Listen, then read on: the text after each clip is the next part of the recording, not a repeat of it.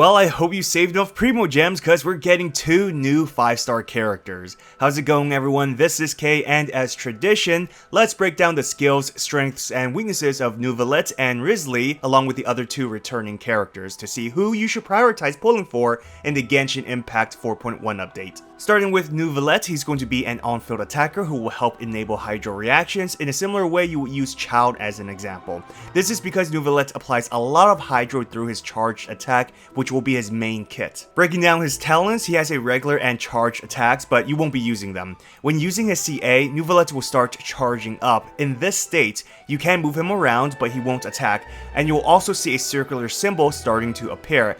If you initiate the charge attack when the symbol isn't complete, he'll do a regular CA that consumes stamina. That's not what you want. When the symbol is completed, he will then use his Equitable Judgment charge attack, which has him hydro blasting enemies for 3 seconds, and it will not use stamina. If his HP is above 50%, the attack will drain his health. Neuvillette's damage will scale off of his max HP, and his Ascension stats is crit damage, but keep in mind, things can always change. It's unlikely at this stage, but just be aware. His scaling is pretty good, and he'll hit about 8 times per Judgment CA, so numbers will add up a lot. Now, charging up his Judgment attack isn't ideal. This is because it will take quite some time. You'll use his charge attack after his skill and burst. His E-skill does a quick AoE attack, and as with all Fontaine characters, it will have the Arc Pneuma attack. The purpose of his skill is to obtain the 3 source water droplets that drops after hitting the enemies with the attack. When using his CA, Neuvillette will absorb droplets, which will heal him and charge his Judgment attack faster. He needs 3 droplets to instantly use Equitable Judgment, meaning there's no charge time. Same with his burst, it's a hydro attack that will drop 6 droplets instead. Between his skill and burst, Neuvillette can blast enemies instantly in 3 sessions, so there's no need to ever waste time charging up for the attack. Their droplets will remain on the field for 15 seconds. His A1 passive will grant Neuvillette 1 Dragonic stack when your party triggers hydro reactions, so Vape, Frozen, Electrocharge, Bloom, or Hydro Crystallize and Swirl. There's a max of 3 stacks, and it increases his Judgment CA's base damage depending on the number of stacks he has, which are 110%, 125%, or 160%. The stacks that were created by each kind of reactions are independent, so you can only gain 1 stack per type of reaction. For the A4 passive, he'll gain a 0.6% hydro damage bonus for every 1% of his current HP that's higher than 30% of his max HP. Max buff is 30%, so you want to keep his health relatively high since his HP will be drained when using his CA. To maintain the max buff from this passive, keep his health at 80% or higher. As mentioned, he's typically your on-field hydro enabler or driver. This means you need off-field DPSs who can synergize with his charge attack, so no Yelan or Xingqiu.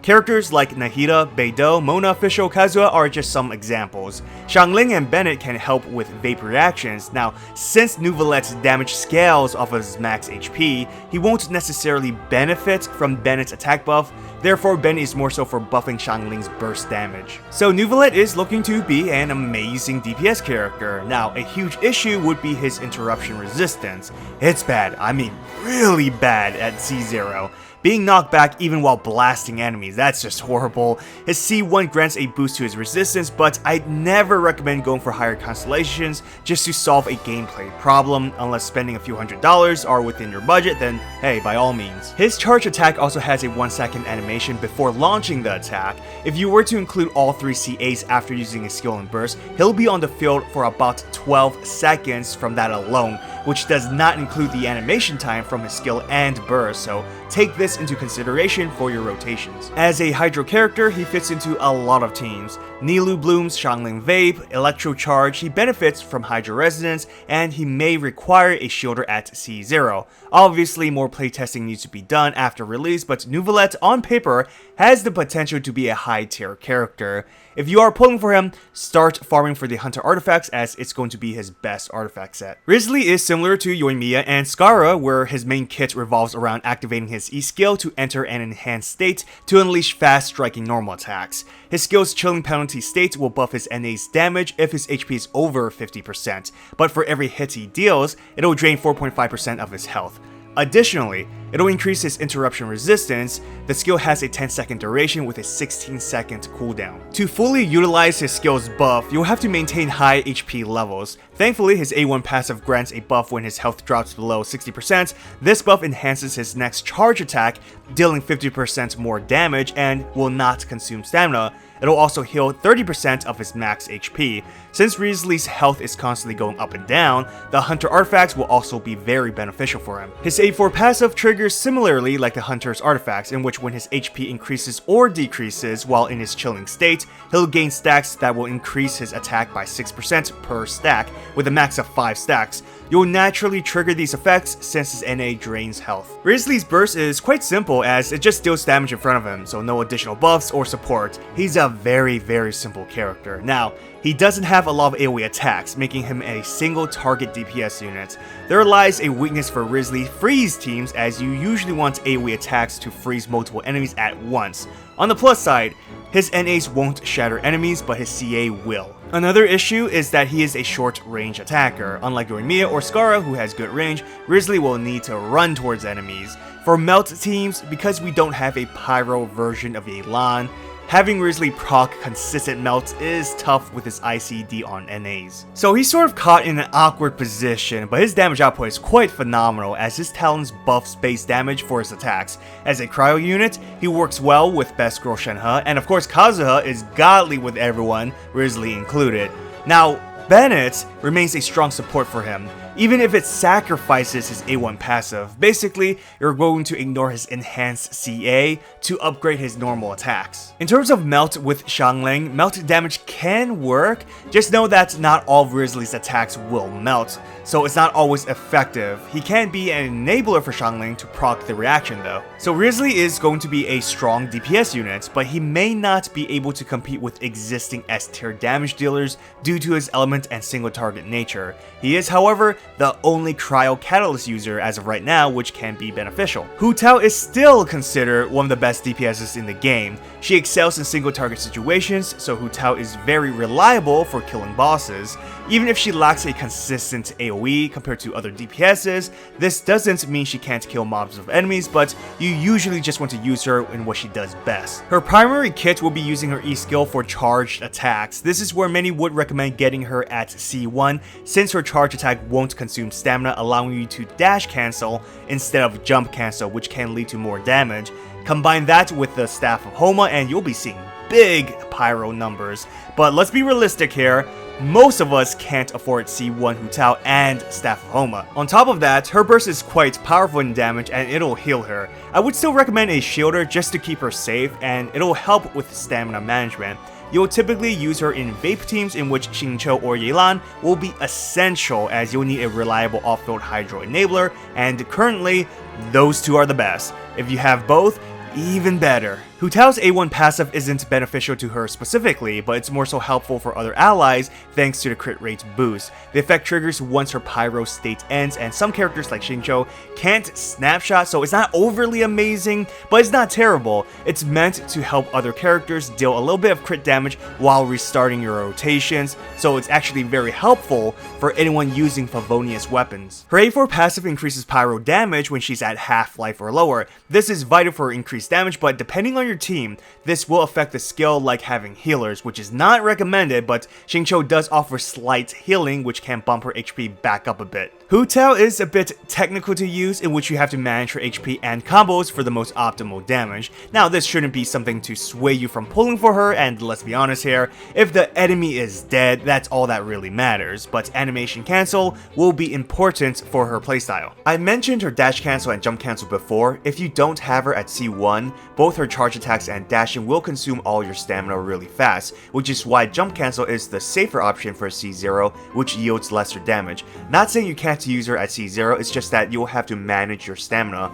Worst scenario is when enemies move away from you, in which case you gotta chase them down. Because of her talents, you'll have to manage her HP as well. You want to play her at low health, but if you don't have enough stamina to dodge, then she's getting whacked in the face. Again, having a shielder is highly recommended. With all this management, it can be a hassle. Sometimes players just want to turn on their monkey brains and bash buttons, but without a doubt, some fans also like optimizing combos, so you know yourself best, but take her technical playstyle into consideration. A great thing about Hutao is that you won't ever need to use Bennett with her if you're sick of him or if you want to save him on your second team for Abyss. Bad news is that she typically needs Yelan or Xingqiu, who are also highly used characters on different teams. Overall, Hutao is still praised as one of the highest damage dealers in the game, and if you're a huge fan of speedrunning Abyss or seeing big numbers in general, she's someone you'll want. Even now, she's still heavily used in Abyss. Venti is the best CC unit in the game, typically used for fighting small to mid-sized enemies. He really shines on Abyss 11 Floor 1, where you must protect a small structure from taking damage. Beyond crowd control, Venti can enhance the team's elemental damage because you'll be using his Viridiescent 4-piece, which shreds elemental resistance of the element you swirled with. His A4 passive will also recharge 15 energy to all characters with the same element that was absorbed by his burst. This makes him a strong support for mono teams. So Venti is a quick swap character, taking very little field time. You use his E skill, then burst, and then swap him out. The combination of his animal elements for swirls, CC, low field time, and Viridiescent shredding makes him splashable into a lot of teams. You'll usually build him with a full EM build or a traditional crit DPS build. Elemental Mastery is easier to build since all you really want are EM main stats with ER substats. Every other stats can be considered bonus. 5-star EM main artifacts has one of the lowest drop rates in the game, so farming can be brutal, especially farming specifically for the Viridiescent set. With an EM build, his damage will come from swirl reactions and will usually be better for multi-target situations, which is the reason why you want to use Venti in the first place. Now, crit builds can yield higher damage, especially in single target battles, but the build itself can be pretty demanding since you're trying to balance several stats at once. He'll have significant supports since his burst can snapshot, so Farazan and Bennett can really help increase his damage. If you have him at higher constellations, he can shred animal resistance at C2 and buff his own damage at C4. If that's the case, crit builds will synergize better. Most important role for Venti is accessing his burst every rotation. His Ascension stats provides ER, but generally, you'll be good around 170% ER. So his burst lifting effect is determined by his level compared to the enemies. The higher level he is means he can possibly lift them up, which can be out of attack range for some characters. This can be an issue, but don't neglect leveling him up because of this issue, since swirl damage also factors in the character's level. Venti's main selling point is the burst vortex he'll use for crowd control. However, he isn't suited for all types of battles, especially if enemies are too big or if they can avoid his vortex. His burst aiming also sucks a bit. He will target the nearest enemy and not where you're facing. Sometimes he will fire off away from the mob if the nearest enemy so happens to be close by, so positioning before using his burst is very important. Regardless of some faults, and despite Venti's usage rate in Abyss dropping, he's great for open world where you'll encounter mobs of enemies more frequently, and his E skill can be used for traveling. So who should you pull for? We have 3 on-field DPSs and a sub-DPS / utility character for the 4.1 banners.